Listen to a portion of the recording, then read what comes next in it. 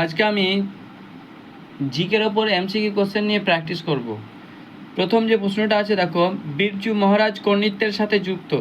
বিরজু মহারাজ কণ্ঠক নৃত্যের সাথে যুক্ত। কারেক্ট যেটা অপশন হবে অপশন এ। দেখো, কথাকলি, ভারতনাট্যম, মণিপুরী, এই নৃত্যগুলি কোন কোন রাজ্যে অবস্থিত?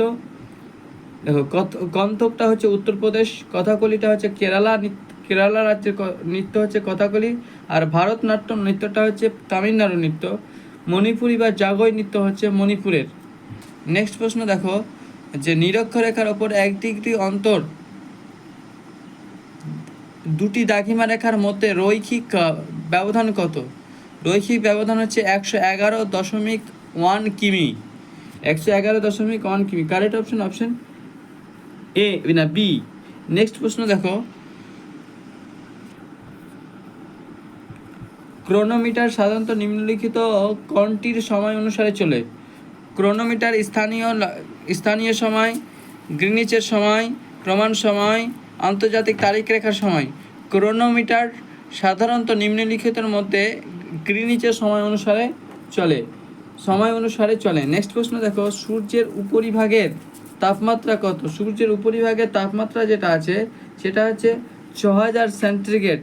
কারেক্ট যেটা অপশন হবে অপশন বি, 6000 সেন্টিগ্রেড সূর্যের উপরিভাগের তাপমাত্রা। নেক্সট প্রশ্ন, সৌরজগতের কোন গ্রহ নিচের মেরুরেখার চারিদিকে দ্রুততম আবর্তন করে?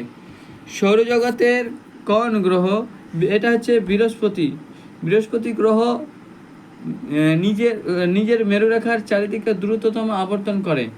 নেক্সট প্রশ্ন, রাতের আকাশে কোন গ্রহকে লালচে দেখায়? রাতের আকাশে মঙ্গল গ্রহকে লালচে দেখা যায়।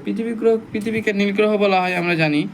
নেক্সট প্রশ্ন দেখো, গিদ্দা কোন রাজ্যের লোকনৃত্য? গিদ্দাটা হচ্ছে পাঞ্জাবের লোকনৃত্য হচ্ছে গিদ্দা। পাঞ্জাবের লোকনৃত্যের নাম হচ্ছে গিদ্দা। নেক্সট প্রশ্ন, ড্যাশ অসামান্য অবদানের জন্য প্রতি বছর সরস্বতী সম্মান দেওয়া হয়।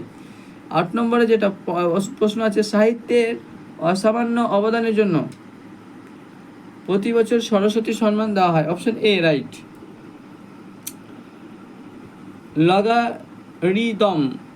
লগারিদম কে আবিষ্কার করেন? এটা কারেক্ট যেটা অপশন হবে জন নেপিয়ার। অপশন ডি সঠিক উত্তর হবে জন নেপিয়ার। আন্তর্জাতিক বিচার বিভাগ সদর দপ্তর ড্যাশ এ অবস্থিত। আন্তর্জাতিক যে বিচার বিভাগ আদালত আছে, এই আদালতের সদর দপ্তর হচ্ছে হেগে অবস্থিত। কারেক্ট অপশন হচ্ছে অপশন ডি, হেগে।